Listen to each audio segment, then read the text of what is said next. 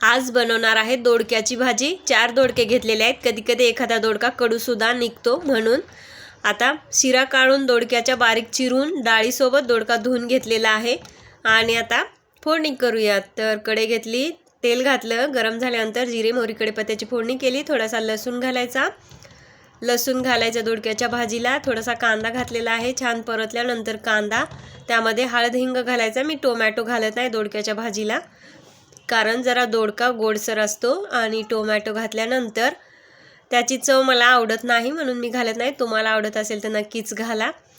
आता छान परतून घेतलेला आहे डाळ आणि दोडका। त्यामध्ये आता चवीपुरतं मीठ, लाल तिखट, थोडीशी कोथिंबीर घालायची, छान मिक्स करायचं।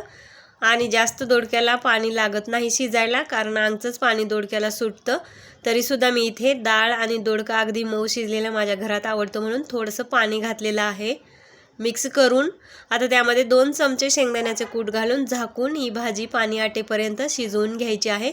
आता मी मध्ये परत एकदा मिक्स करून घेत आहे आणि परत झाकून पाणी आटेपर्यंत भाजी शिजवून घ्यायची आहे। तुम्ही सुद्धा अशा पद्धतीने नक्की एकदा करून बघा। डाळ दोडक्याची भाजी अतिशय छान होते। चॅनल नवीन असेल तर सबस्क्राईब करा, व्हिडिओ आवडल्यास लाईक करा, नवीन यूट्यूबरला सपोर्ट करा। धन्यवाद।